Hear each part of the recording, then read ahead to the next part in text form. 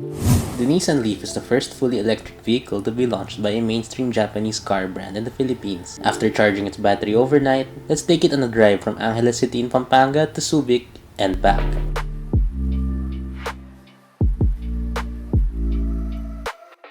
Okay, so now we're driving in Subic and the Nissan LEAF made it. So our current battery power is at 68%.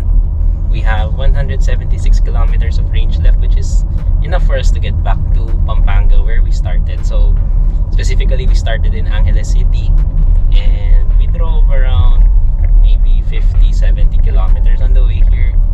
And what I noticed is that we lost around 100 kilometers worth of range, so a little bit more than what I expected. But let's see on our way back later how much we will use. So right now we're gonna have some lunch with the people driving the Nissan Kicks, which was with me last week. So I showed you that review already, and this time we have the LEAF. So far, what I can say from driving this car is that it really is something unique having a fully electric vehicle with you, and then of course the feeling of torque, the speed of the car, how quick it is. It's just a great feeling talaga. So for lunch, we're actually here right now in a 7-Eleven drive-thru. So this is something that isn't so common. I think this is the first one in the Philippines, and we're gonna have our lunch here. So I don't know yet what to order. Didn't see the menu, but we'll see. Pork bola-bola lang po available. Yung barbecue chicken na lang. Ilan po? Isa lang. Ano Tapos po? yung Sprite na bottles. Thank you po. Have a nice day. Thank you. So that really is something unique, being able to have a drive-thru in 7-Eleven. So I hope we can have this in Metro Manila or something, maybe in Pampanga, since I'm from there. But yeah, very unique. So now we parked here in front of 7-Eleven, and here's the Kicks right next to me with 3 people inside from the Yuga team. So anyway, we're gonna eat first, and then I'll be giving you my driving impressions of this car in just a bit. Let's talk about the Nissan LEAF's exterior design. Yes, it looks like an Almera, but it's actually the Almera that looks like this. In front, we have Nissan's signature V-Motion grille flanked by halogen headlights with LED DRLs. I also personally love this unit's magnetic blue exterior color matched with the black roof. Overall, you actually can't tell this is an EV except for the zero-emission badging around the vehicle. So now we just finished our lunch in 7-Eleven, just a quick snap, just one siopaw, and now we're gonna head back to Pampanga. So right now we have 173 kilometers of range, and Waze says it'll take 72 kilometers. There's 72 kilometers of distance to get back, so I hope we make it. But anyway, so what I can say about driving this car, other than what I mentioned earlier, that's a different experience, very unique experience. It really is something that's really good to drive. It feels very relaxed, and then when you want to have fun, it can give you that fun because of all that torque.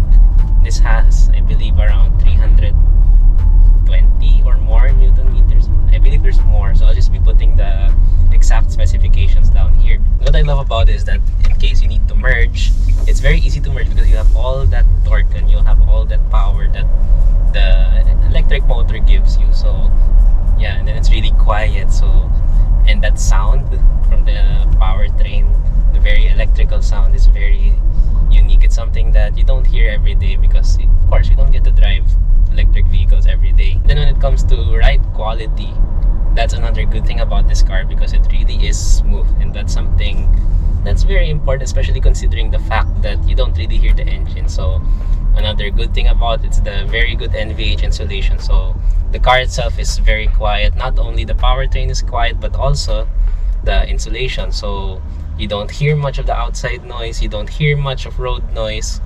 Although yeah, the road noise is there. It's there, but it doesn't bother you, especially considering that you don't hear the powertrain that often, diba?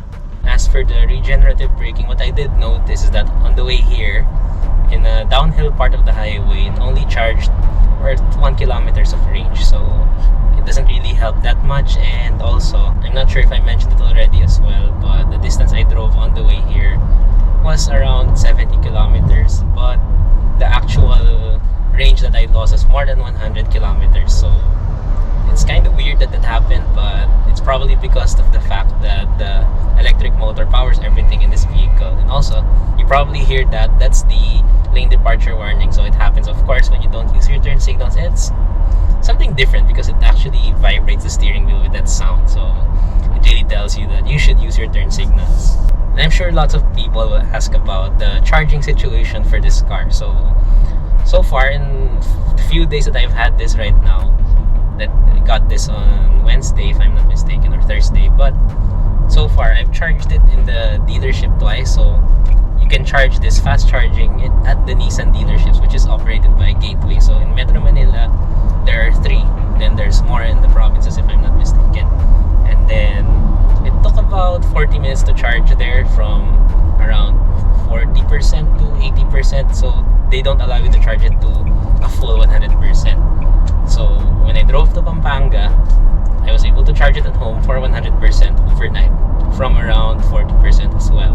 But anyway, for other charging like condo, because I actually live in a condo in Manila, it's actually a bit difficult because there's no sockets and there's no charging station yet, obviously. And then for the charging stations in Metro Manila, the Leaf is actually not compatible with any of them. So you can really only charge this at the Nissan Gateway dealerships. And if you want to see how I did that, you can actually watch it on our TikTok page. I'll put the link in the description or here if I can. But yeah, you can see the whole process over there. So now we're in a little bit of a slowdown because of construction. And I think this is the perfect time for us to talk about one of the Leaf's special features. So that's the e-pedal. So what this is a one pedal operation thing. So you don't have to use both the the accelerator pedal and the brake pedal to move the vehicle. So you only need to use the accelerator. So of course, when you step on the accelerator, the car will move forward. And if you release, the car will brake, and it will actually do it until a complete stop, which of course I won't do right now. But yeah, it will go all the way to a stop. Then what's good about this is that it actually helps with driver fatigue. So you won't feel as tired while driving this car. What I mentioned that earlier. And then other than that, it also feels better when you're driving. So it doesn't feel difficult to use it. It'll take getting used to at first. And of course, when switching to other cars, you have to take note of the fact that you no longer have the e-pedal in that vehicle. So this differs from the one in the Nissan Kicks, which is the e-pedal step, in a sense that the one in the Kicks will not take you to a complete stop. This one, it will take you to a complete stop, like I mentioned earlier.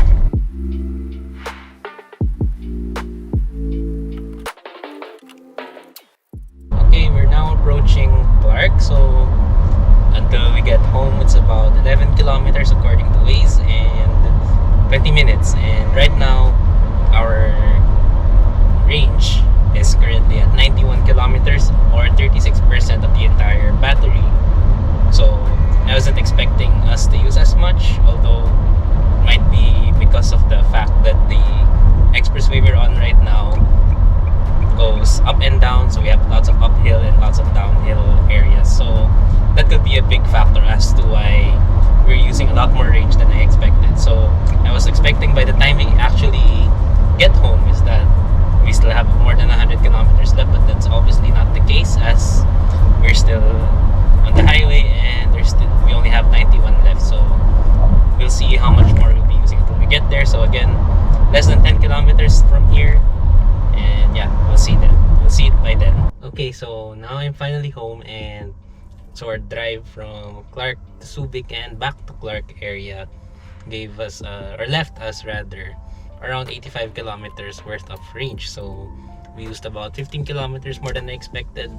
So that 85 kilometers is the 32% of the battery of this car. And again, I was driving around 90 to 100 kilometers per hour with B mode, by the way. So that's with stronger regenerative braking. And then also I was sticking to within the eco part of this meter right here in the instrument cluster. So I was driving pretty efficiently. And yeah, so that's how much we can drive with the Nissan LEAF actually. So personally, I wouldn't do it again because it's still better to know if there's a charging station there you're going to.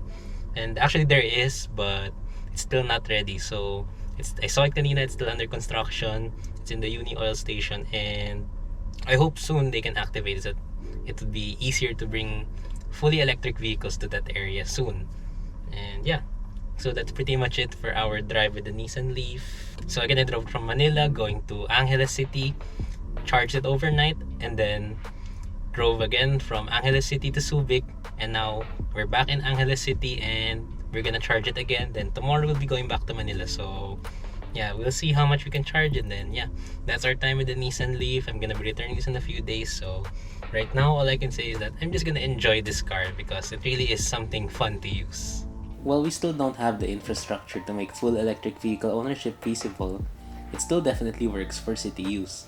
At least we know that with the Nissan LEAF, there is a future for EVs locally.